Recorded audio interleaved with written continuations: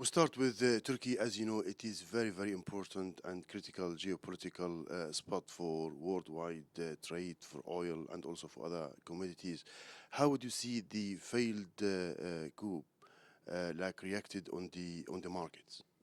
I think markets have been quite sanguine about it, relatively speaking. Yes, the bond spreads of Turkey have widened out. There are certain stocks which are going to be affected by the fact that they're already suffering a lot in terms of lost tourism. You've got tourism arrivals down about 43% this year, and this isn't going to help.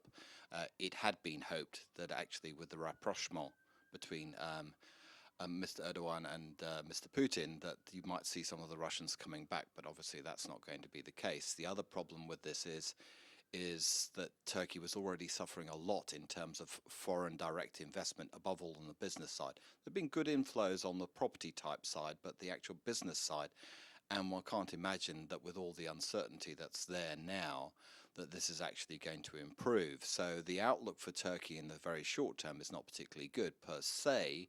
One would also have to say that their imports of oil are likely to be lower than previously expected.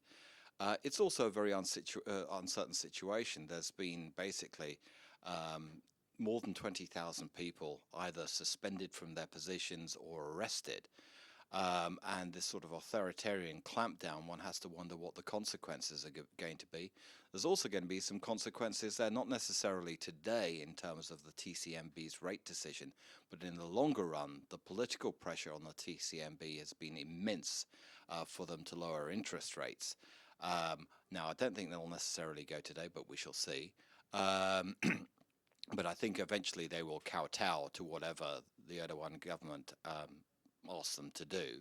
And taking away some of that interest rate support, which had kept the Turkish lira the other side of three for quite a long time against the dollar, will probably start to remove some of the props that you've got there. In terms of the region, obviously, you've now got another country which is unstable on top of all of the others where there's so much instability. And one does then have to wonder what the spillover is going to be in terms of this agreement that they've got with the EU.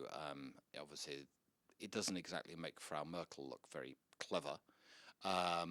It will certainly, I think, when we get to later in the week, when we have the Visegrad group meeting of Czech Republic, Hungary, Slovakia, and Poland, they are all fairly resistant to the whole refugee policy, which has been vaguely agreed. They didn't really agree, but by a majority of the EU.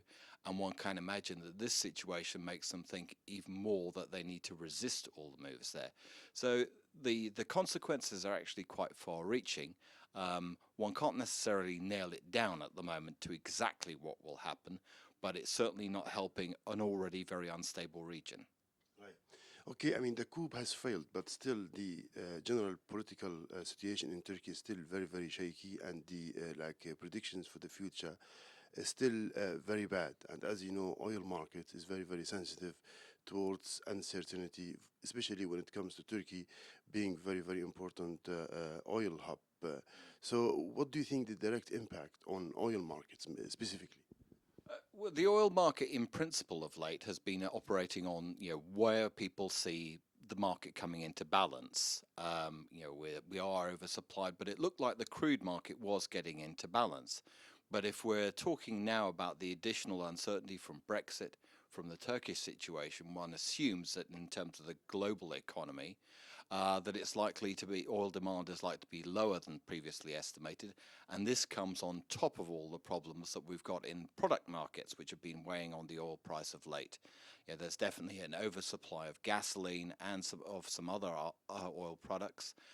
So we're in a situation where it doesn't improve the outlook for oil, even if one has to say that the speculation that the jump or the rebound in oil prices that we've seen would bring more production back on stream actually hasn't materialized. I think the fact of the matter with oil is once you've decided to not go forward with products with a particular area for drilling and production, the decision to bring it back on stream and to bring those investments back into the run of what you're planning to do in the future is one where you need to see a lot more stability in the oil price and at a higher level, not much higher, probably something in the region of 55, 60, and there's quite a lot of planned production and planned investment which might come back on stream. But that may take 18 months to 2 years. So in the short term, I would say this is a negative for oil. In the longer term, it probably defers a lot more decisions, and that means the supply-demand balance will probably get in much more into line. Okay, another question to do with oil. It seems now the level of like around 50 in a way is helping the American oil drillers to come back into the market out of the increasing number of drills in the US. Do you think that can be sustained? Do you think like we can look at the number to be increasing in the near future? There are a number of factors to take into account on that side. Yes, the rig count has risen of late, but we're still in the 300s. We're not in the 800s, so it's rebounded from an extraordinarily low level. In a lot of cases, obviously, the $50 isn't actually what they're selling for. They're at much lower levels. Some of the back-end oil fields are much more like 32, 35 when you've got the oil price where we have it now. So you probably need to see that rebound. The problematic will lie in the fact that there are a lot of these smaller oil companies have a lot of debt. So they do need to come back on stream, but the question is, will they actually still generate enough revenue with the oil price at these levels to continue to be a viable entity? So it's likely to be the fact that we see more defaults in the oil sector. So some of that's the rigs which are coming back on stream are not necessarily ones which will be durable in the long run because of this problem with the huge amount of debt in the energy sector, particularly in the US. US is absolutely critical. I think the other development which we need to have keep a close eye on are these moves in Congress to actually ironically reverse the situation. Whereas before they banned exports, now they're trying to ban imports of crude from abroad, largely because they are pretty much self-sufficient nowadays. Not completely, but largely. So that development's going to be very important. It also then makes the global picture look slightly different because you have to start looking at it less as an overall global picture of demand for oil and look at it on a much more regional basis. And I think this is where there's not a lot of care being taken at the moment in terms of people's analysis of the oil market. I think we probably stabilize in the sort of $40, $50 area. But for the short term, we have got a lot of people very long of oil in the more speculative elements. And it depends on whether we actually have any more bad news, which implies lower demand in the short term, which could depress the price of oil. And because these markets are very much stop hunting markets and the speculative elements just goes down and hunts the stops, you could see it just tipping a little bit below $40, but that would probably be just a very short-term phenomenon. So I'm looking for it to consolidate in the short term. Okay, one more question to do with oil before we move to another subject. Since the start of the decline oil prices, like the second half of 2014, up to now, finally it seems OPEC is winning the game of like decline oil prices. In the light of OPEC has reached the highest level in production last month since the 17th of last century. Would you support like OPEC is the winner out of this game, or like it was impacted badly, same as the others? I think there's no winners in this one. I think the US may be a winner, but that was a long-term development and it's less to do with the actual oil price.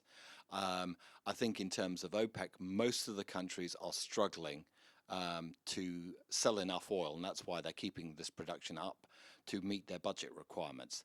And in a lot of the OPEC countries, be that in the GCC countries or be that above all in Africa, most obviously in the collapsing economy that's Venezuela, you'd need to see oil prices at a much higher level if they're going to meet their budget outlays. And in the short term, unless we have a miraculous rally to at least $80, I think they're all going to be feeling the consequences, the long-term consequences, in terms of inward investment, in terms of budget cuts, and of course, in places, in some of the Middle Eastern countries, some of the social security largesse, effectively, the social largesse that's there, is going to have to be cut back on. And with youth unemployment being in a number of countries being quite high, one does have to worry about social unrest in the long run. So, no real winners out of this. Consumers in the developed world, definitely gainers. India is above all a gainer. There are other countries which should be benefiting. Turkey's one of them. But with all the instability there, one can't see them actually gaining a lot out of this. Um, they are definitely benefiting, and it's helping to keep prices down, but it's not the only factor which is keeping prices down in the world. I mean, general consumer prices. There's also the whole impact of the technological revolution that we've got on at the moment. Okay, Brexit is still very hot subject after the referendum which took Britain out of the EU. Everyone was looking at the political stabilization here in the UK after the resignation of David Cameron. Now we've got that. Now Theresa May has formed the new government. There is someone dedicated only for the negotiation process with the Europeans. How things look up to now? Well, Mrs. May has adopted an interesting tactic. I think she's shown herself to be quite ruthless in terms of the people she's sent in to do the negotiations. They are leading Leave campaigners, David Davis, Mr. Fox, and Boris Johnson. Um, there is an element of what she's done which looks like you broke it, you own it, you fix it. And that essentially looks to be a tactic whereby she's telling them, um, if this doesn't work out well, on your head be it. Now, that's a very dangerous strategy because there's an economy to support here. She has, in the meantime, come out and said all the ministers in the cabinet have to work for a positive outcome from this. But it's really very, very uncertain. We have no idea really when they're going to start even starting properly to negotiating on the Article 50 element, which is the application to leave, and thereafter it will be 2 years. Um, the biggest problem that we have is the longer that that's delayed, the more uncertainty it generates, the more that's going to weigh on business investment, the more it's going to weigh on people's employment plans in here in the UK, the more it's likely to make a lot of foreign investors who in the UK, be that banks, be that automakers, of any variety, look at the UK and say, well, this is an opportunity to review some of our businesses in the UK. Some of them have never really been that profitable. Do we want to now close them down given that the uncertainty that's going on here? And that could be a very negative effect. That would imply some job losses probably. It also means that the ambitious projects which have been outlined at a very, very low level, we have no real specifics to boost infrastructure spending, which makes absolute great sense. The UK's infrastructure is extraordinarily, it's been neglected for decades, and so this is a great opportunity with interest rates. The government can borrow at 2% for 30 to 50 years. This is a golden opportunity to do that, but it needs to have some sensible planning. Ultimately, you should be able to attract a lot of foreign investors into it to actually help lower the bill if you're not going to actually be running a budget deficit which is absolutely colossal. Remembering that the UK is already running a budget deficit of around 4% of GDP, and with GDP in the UK this year likely to stall to close to zero, and next year probably be marginally negative. The economy's not going to collapse. I think this is an important point. It's much more likely to be a very slow slip down the slope. But you need a lot more clarity in the situation, and I'm not sure that that's actually going to be forthcoming. Because once the actual Article 50 negotiations start, you then have to consider, how the various counterparts in the EU are going to react. And given there's a lack of harmony in the EU, there's a lack of harmony in the Eurozone, I think anyone sort of looking at the most positive outcomes is probably dreaming. It's unlikely to be the best possible outcome. Obviously, well, it's hopefully the best possible outcome, but it's not the best one that one could imagine. But as I say, the key element in all of this is how long is this all going to take? The longer it takes, the more it's going to weigh on the UK economy. It'll probably, in the longer run, also weigh on consumer sentiment here. And as far as what the Bank of England's doing, they've probably taken a rod which beats themselves over the back at the moment. Unfortunately, Mr. Carney overpromised 2 weeks ago, and then they've basically, at the meeting that we had last week, they've promised to come up with a package in August. Yet if you look in the minutes and you look at their discussion, they're basically saying, well, what we want to do is target the areas which are going to be weakest. Well, at the moment, when you're looking at survey data here in the UK, you can't even consider it as being anything serious. It's an emotional reaction. It's not based on actual business flows. We won't be able to, you can't even hope to make a proper assessment of what business flows, how they've been affected before 3 to 6 months, and yet they're promising to deliver something in 3 weeks which will target the weak areas in the economy. So there's some problematics there, particularly as on the government side in terms of fiscal spending, where they're unlikely to come up with anything very specific in terms of the infrastructure spending projects for.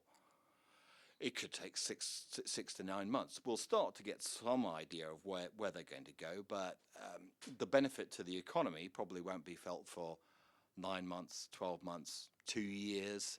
So again, it's this protracted period of quite a lot of headwinds and a lot of uncertainty. Okay, and I mean, still to do with the business environment here in the UK, can you notice the big shift from the kind of serious warnings we had before the referendum from the biggest players, biggest companies like Airbus, Siemens, all of them, they gave very serious warnings if Britain was going to exit the EU, huge bad impact is going to be on the British economy. Now, after the referendum, which exited Britain from the EU, it seems there's a shift, positive shift. Siemens declared clearly that their investment in the UK is not going to be affected. Actually, they are going to raise their investment level. Same again to do with Airbus. They have expressed the importance of British economy and Britain as a partner in their production of their airplanes. So out of those statements, can you draw a positive picture to do with the business environment here in the UK? Yeah, some of the warnings which we got beforehand were indeed, as the Leave campaigns, basically overstated scaremongering. The messages of support that are coming through now, one has to treat this with a little care, because what I've said beforehand actually is the key point. They don't need to make any big decisions in any hurry. It could be that their businesses, with whatever agreement is made with the EU, could be positively affected. So there's no need for them to make any dramatic decisions at this particular point in time. There's also an element of negotiation here. Well, obviously, if the British government looks upon our investments favourably, that is in tax terms, then obviously we're willing to do more. So this is really more people laying out their stalls as a negotiating position than actually physically being a positive. It could be positive. It could, on the other hand, mean when we have clarity, say in 2.5 years, 3 years' time, it could mean that they could come to the decision at that point that perhaps they don't want to actually continue to run their operations at such a high level here in the UK. Make no mistake, no one's going to be suddenly pulling out. The biggest problem, however, lies with the banking and finance side. Now, this is actually quite complicated because obviously Britain wants to keep hold of the passport that there is there for the EU. However, that they don't necessarily need that, given that we've got MiFID II coming in 2018. Now, MiFID II allows the banking sector from countries which are not in the EU to operate within the EU and sell services into the EU, as long as they have a regulatory backdrop which can be said to be equivalent to that in the EU, which Britain certainly has and will continue to have. However, that only applies to the banking side of the equivalent side, and there is no equivalency on MiFID II for the fund side. And this is really where the big uncertainty lies. What are all the various funds, some of which are based in London but registered in Luxembourg or in Dublin? What are they going to have to do? Now, for them, there's a lot of uncertainty out there. Some of them are talking about mirroring some of their funds. Columbia Threadneedle's one who've basically talked about setting up mirroring, having a mirror operation in Luxembourg. For others, it may be a decision that they just need to move their operations because for in terms of selling funds to countries in the EU, they need more people there. So there's a lot of uncertainty on that side, and the fund sector is absolutely critical to the UK as much as the banking side. So there is a lot to be sorted out on that front. Right. Okay, I mean, you did mention like the fund sector, the banking sector, and my question will relate to the importance of London as financial center comparing to the other European financial centers. I mean the gap is huge, is big between London and Frankfurt or London and Paris. But since Brexit, everyone starts talking about Paris going to attract to become more as a financial center at the expense of London, same as Frankfurt. Do you see this danger? I don't think it's quite as acute as people make out. A, because of expertise. B, because of the amount of capital that's sitting resident in London. C, because of the tax regime in a number of these countries, particularly in France, unless they actually set up some big tax breaks for the people in the banking sector, which would be looked at extraordinarily unfavourably by French nationals at the time we're going into an election next year, and the presidency is extraordinarily unpopular, and with the threat of the right wing, which wants to leave the euro in any case.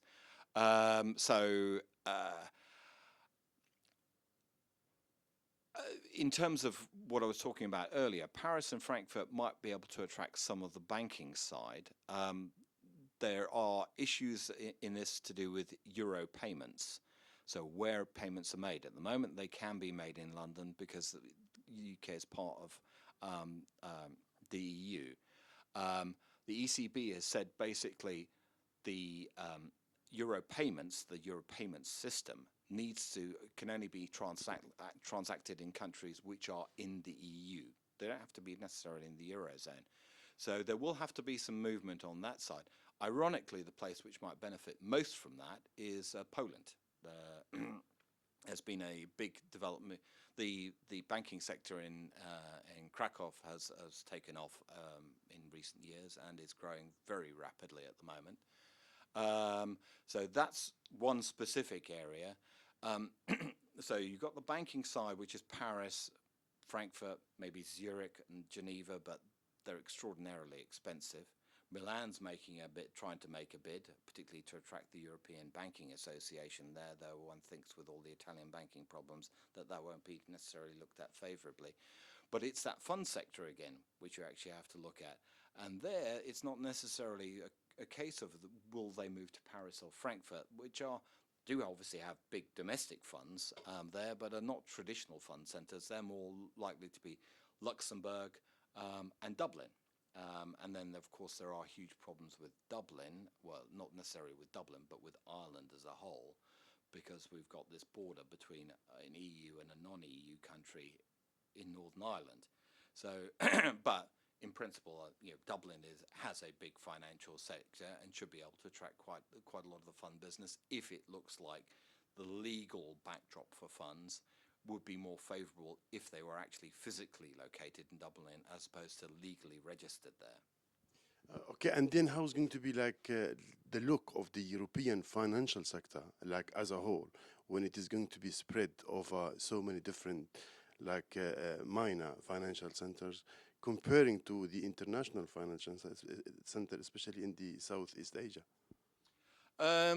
I think the fractured nature of it's always been there, but there's always been this concentration in London. And if London loses some of it, one has to think of proportionately. London will still be by far the biggest financial sector. It's very unlikely any changes to London's being the main financial sector would take many decades before that actually materialised. For the European banking sector, I think the fundamental problematic at the moment is the banking sector is in crisis, above all in the eurozone. There is little doubt about it. Obviously, people are most focused on Italy because it has a very, very high level at 18% of bad loans. A lot of the problems with the Eurozone banking sector relate to the fact that no one dealt with the problems the way that they were dealt with, particularly in the US and Switzerland. They were dealt with very, very forcibly. Balance sheet reconciliation, writing off bad loans was literally railroaded through by the government. And in the Eurozone, actually the governments, particularly in France and Germany, made every effort to make sure that didn't happen because they were worried about what the consequences would be, particularly for the French and the German banks. So that ended up obviously resulting in a lot of the bailouts for the peripheral countries. At the time, actually, the Italian banks were in a much better state, but because the Italian economy hasn't been performing for the best part of 7 or 8 years, they've accumulated over the years, and now they're trying to resolve it. That's very important. But if one, but it's not going to be something, even if they come up with a solution to inject a lot of capital into the banks which are suffering, they still need to get on with the process of writing off a lot of those bad loans. That will take many, many years. You can't railroad that through in any great hurry. You can get the work in progress, but they need to do a lot more, and a lot more than they're doing at the moment. The problem then is that the German and the French banking sectors are probably just as bad in many ways, not necessarily in terms of non-performing loans, but the German banking sector, when I first started working in financial markets in 1985, everyone said the German banking sector is in desperate need for reform. I haven't seen any yet, other than forced mergers due to collapse, the whole sort of episodes that we've seen with Dresdner and Commerz.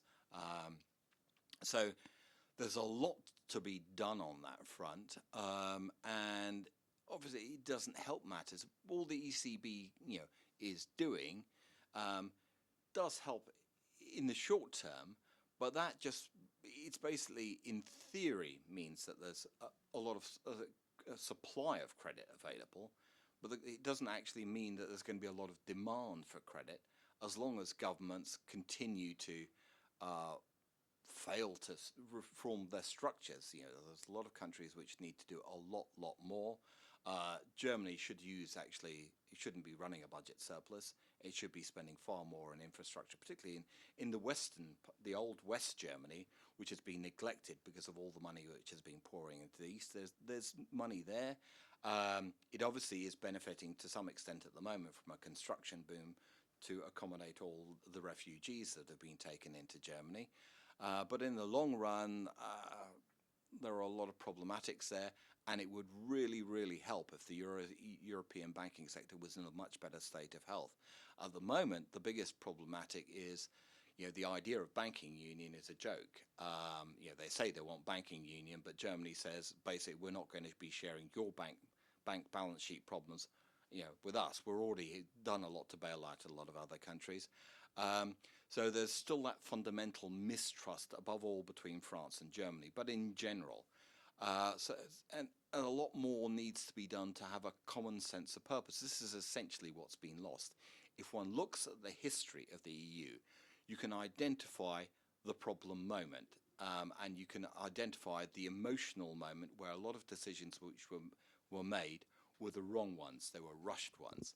And it goes back to the fall of the Iron Curtain, the fall of the Berlin Wall, because at the time there was this, we must do everything to support the Central and Eastern European countries as they try and get over being behind the Iron Curtain for so long, and we want to help them to build up their economies.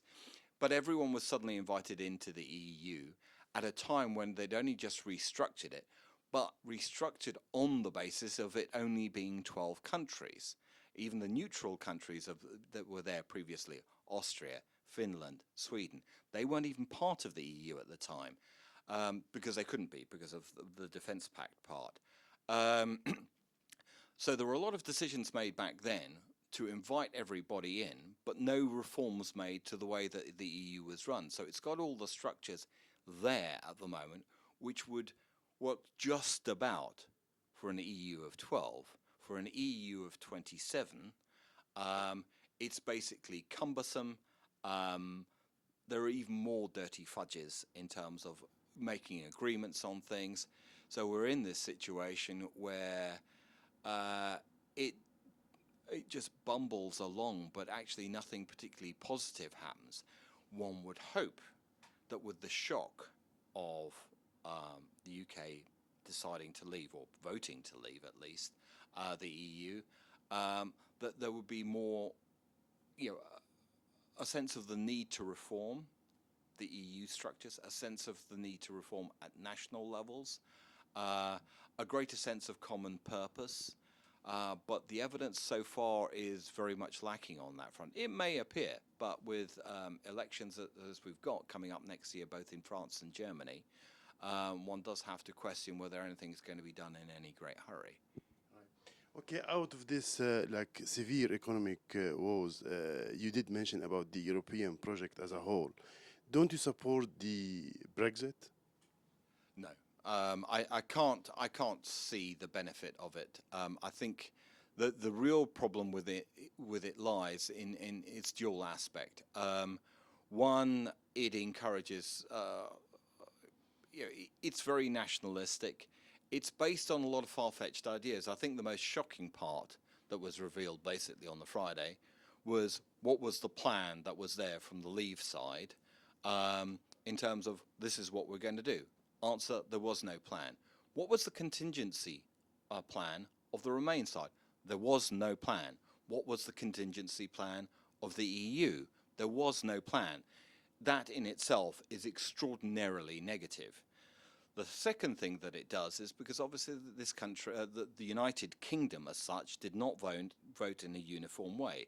England and Wales voted to leave. Scotland and Northern Ireland voted to stay, and very clearly. London voted to stay, very clearly. So you've got a very divided country. You've got the ugly spectre of English nationalism raising its head,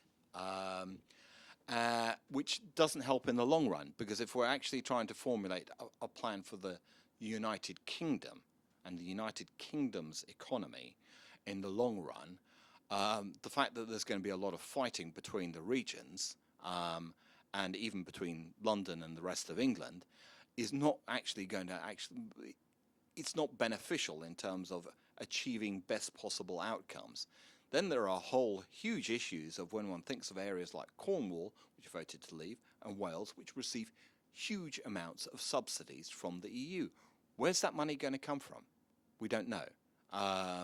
One can see that the people who... Sorry, can it be covered by the like huge contribution Britain like made over the years towards the EU budget?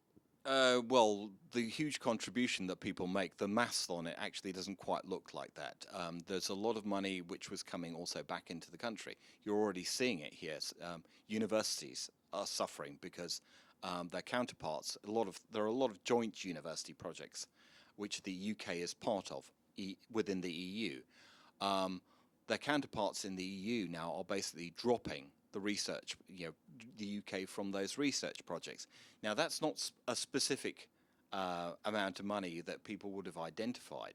So that money needs to be found. The savings that people talk about, yes, but you can make some savings, but there are so many other things, particularly if you start actually finding yourself in the situation, say with the National Health Service, where there are a lot of EU nationals who are working in the National Health Service and help to keep the costs of running the National Health Service down. What's going to be done about that? Because if you have to raise wages in the sector to attract local people, then again, some of the savings that you think you're making by leaving the EU and not making those contributions are not valid. Thirdly, is the more important part. There's going to be, when you look at countries like, say, Norway, and indeed Switzerland, in their agreements, whether it's EFTA or EEA type agreements with Europe, they pay money into the EU budget for access to the EU market. So some of the money that was meant to be saved will still have to continue being paid into the EU, and Britain won't actually have any say on it. So that's an important point to remember, because they will be outside, and it's only members of the EU which can decide on that. So yeah, it's not looking fantastic. Okay, let me like another question to do with housing sector here in the UK. Also, a lot been said about the direct impact on the housing sector. Actually, we have started to witness some drop in house prices, especially in the commercial sector here in London. Do you think this trend is likely to continue? Put it this way, relative to 2007-8, the banking sector exposure to the property market is less than it was then, and it's far less leveraged, which is a good thing. However, one has to question, that there is a balance here to be struck between people saying, well, with the pound having dropped so particularly against the dollar, and particularly with a lot of Asian investors being effectively rather more dollar-based in their thinking, and indeed from the GCC countries, same sort of story there, that with the pound having dropped so much against the dollar, obviously UK property looks attractive. One has to remember that a lot of these people have been investing in the UK for a long time, so they've seen the value of the existing investment in the housing sector drop very sharply. They don't know what's going to happen. We've already introduced various bits of legislation in the UK which is far less friendly to people who own property and want to rent it out. Thirdly, in terms of the property investment funds, well, I'm afraid that, a lot of that problem is basically a failure of regulation. They sort of, the idea that they'd actually sorted out some of the problems in the result of New Star, which was the big property fund, was the big fund management company which had a property fund which collapsed in 2008-9, that they solved it by actually insisting that these property funds have 20% in cash or near liquid assets. Sort of, that was a little bit that was self-deceptive, one has to say. What actually is revealed is a lot of the cash which they had, or near liquid assets, was either invested in other funds in the sector. So you've got a lot of cross ownership, which is always fairly pernicious, because if everyone's going down, then it doesn't actually help you that if you're invested in other funds. Secondly, they have a lot invested in REITs, which, if you've got to run on the property sector, what are they going to do? Then they have a lot in property bonds. Well, if you're worried about the sector, what do you think is going to happen? So it wasn't particularly clever. They are now in this situation, I think, particularly on the commercial real estate side, where because they saw so much in the way of outflows, they've had to gate a lot of the funds. There's about 12 to 15 billion which has been gated in these funds because they couldn't manage the outflows because there wasn't sufficient cash there. So they're actually going to have to sell properties. Now, one can say, well, obviously, that shouldn't be too bad. So, they should have, in some cases, actually have some properties which they've seen enormous profits on. However, they're in a situation where, say, you've got a £130 million building in London and you're a forced seller. If you're a foreign investor, you're not going to be coming in and say, oh, I'll pay you the 130 million. You're going to be saying, well, I'll bid you 50. And that obviously has it, because then you're starting to make actual fixed prices, and that does have an impact. I think in terms of the property sector, we were already having problems beforehand. It's been the case that the top end of the market, which had got very overvalued here, above all in London, has been falling for quite some time. Property sales have been falling, and property values have been falling. So you can't actually necessarily blame it on Brexit. It's the fact that there's a lot of unaffordable property in terms of the general population. So while there is a shortage of property in the UK because there's been insufficient built, that will necessarily keep the bottom end of the market pretty well supported. You shouldn't see too much of a fall down. It's still the case that the bottom end of the market, even for the bulk of the population, particularly the first-time buyers, the younger generation, is unaffordable. It's simply unaffordable. So in terms of the overall outlook for the property sector, one would have to say I don't see it necessarily collapsing, but I don't think that the assumed bargain hunting that's been talked about a lot because of the fall in the value of the pound is necessarily going to be the sort of prop that people have been suggesting that it would be, particularly with a lot of, when you've got a lot of a lack of clarity in terms of how the government is going to raise revenues from now Property is one area which they will definitely look at and saying, well, how can we actually raise a little bit more money? And property is obviously a key area for the UK. And with actually turnover falling down, there's obviously a big problem there because stamp duty, which has raised a huge amount of money and has been steadily increasing for a number of years and has saved particularly Mr. Osborne when he was Chancellor, from actually having to raise taxes elsewhere, will necessarily fall because the volume of transactions this year is markedly lower than it was last year. So there's already a hole to fill there. So overall, some problems ahead for the property market here in the UK. Finally, my final question to do with George Osborne. Before he left as the Chancellor, he made like unexpected kind of threat to Europeans to lower corporation tax to about 15%. And as you know, corporation tax within the EU is different from one country to another. It's not like uniform. Do you think such war or such like competition when it comes to corporation tax can be witnessed within the EU after what possibly UK can take as a step in their negotiation with the Europeans to take the best kind of like type of Brexit? Well, first of all, I think one has to remember that the UK already has one of the lowest corporation tax rates in the EU. It's around 20%. Only Ireland's lower. So the benefit for someone to move here is actually quite limited. So it's attritional beyond that because you really do need to attract a lot more businesses. But as I say, the key point here is, why would anyone move with, say, a 4% cut in corporation tax?